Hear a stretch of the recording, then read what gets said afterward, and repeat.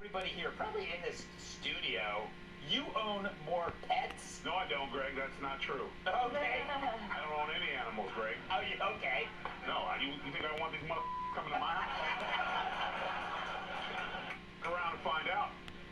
What? This bothered me on a personal level, and I don't understand. Their excuse was that Peanut bit them. Yeah. What did Fred do? Giggle? Yeah. You know what I'm saying?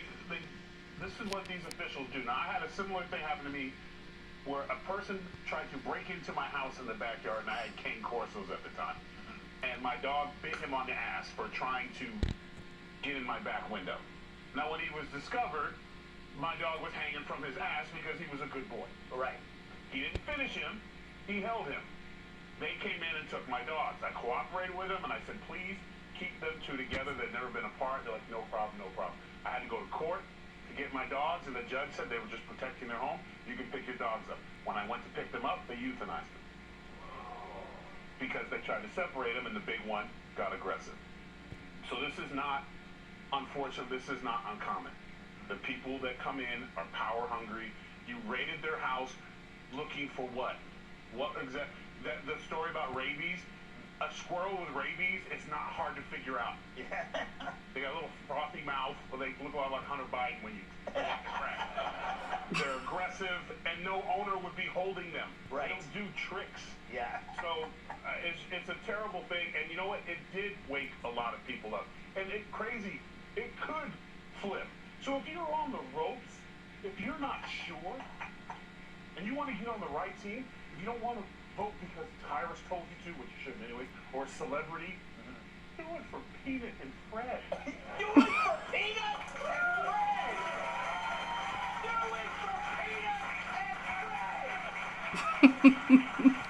Their names will not go silently into the night. Guy, this is a great moment where a lot of people who weren't thinking about government now realize how evil government can be. Yeah, so two things. Number one, I was unaware until yesterday of this OnlyFans angle. Yes! From the Squirrel's dad. So I'm a journalist, Greg, so I did look into it. And I can confirm that is a thing. So I just wanted to make sure there was a fact check there. Secondly, with all respect to our resident libertarian, libertarians are often very annoying.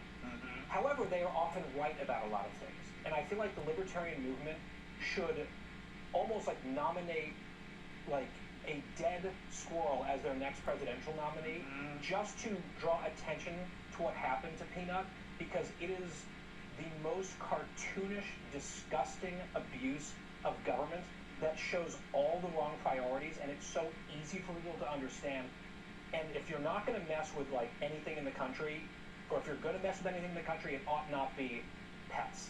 Yeah. Animals. People will lose their mind over that, and I think this is like a horrible story, but will focus people's minds. Yeah, you know, Piers, you have squirrels in England. We do. They're black squirrels, aren't they? We also used to have red squirrels before they all got eradicated, yeah. Something about this story is just utterly disgusting, isn't it? Yeah, yeah. It's like I was reading about it. I'm thinking 10 people get sent by the government at a time when, as you say, New York is riddled with crime and homelessness and mayhem. And 10 of them can spend 5 hours of their day coming after a squirrel and a raccoon. Yes. And the rabies line, only one set of people, seems to me, were behaving like foaming at the mouth rabid animals. And it wasn't the raccoon and the squirrel. It was the people that had been sent by the government, foaming, furious, vengeful, murderous, to eradicate the scourge of this famous little squirrel and his raccoon mate. If you were making this up, it would be funny, but it's true. And this couple have lost their beloved pets. And remember why they took on this squirrel. Because I didn't know the story, I looked into it.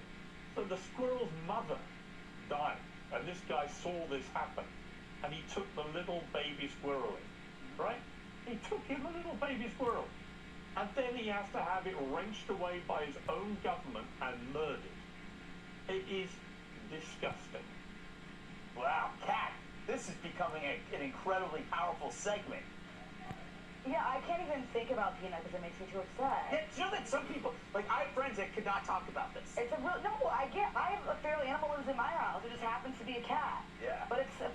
street, same thing. Yeah. But I really did like your larger point about how it's just people who's like, oh, it's the policy. Yeah. You know, we gotta follow the rules. It's a policy. It's not. This happens in government every single day. This is what government does. This is what it is. And libertarians are right a lot of the time for that reason. Happened to me this weekend at the airport. I was groped like ridiculously by the TSA because I'm on crutches, and so I'm on a wheelchair through the airport, and I couldn't. It's got metal, so I couldn't go through. So they had to grope me, and they're rubbing my stomach for like 30 seconds. I'm like, it's a baby. Yeah. Right? And then they are rubbing each of my legs. They're rubbing my butt, like, repeatedly. And I'm like, there's no... you and I both know I'm not going to do a terrorism. I didn't say that. So they brought the manager over. So then... But I looked at the manager. I said, he's like, keep me very sick. I'm like, you don't even believe that. But they kept saying, it's the policy. It's the policy. It's the policy that we need to touch your crotch as a pregnant woman with a broken hip. Like... it's the policy that was to kill your pet that's loved you for 7 years. It's the policy. He shouldn't have been living inside. That's the biggest problem, that he was living inside. I mean, but the policy. People don't think, and I don't like when, it's never been a good enough excuse for me, but that's the rules. Maybe your rules stupid.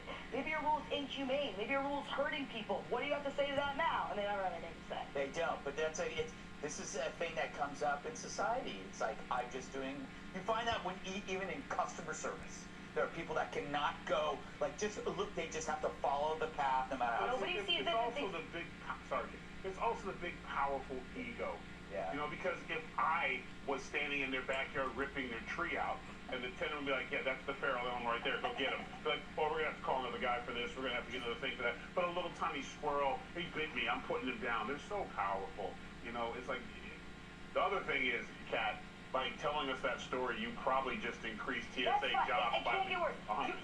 Nobody's looking at a pregnant woman leaning over on one crutch while a lady rubs her ass and a man is watching and says, oh, this is necessary, this is okay.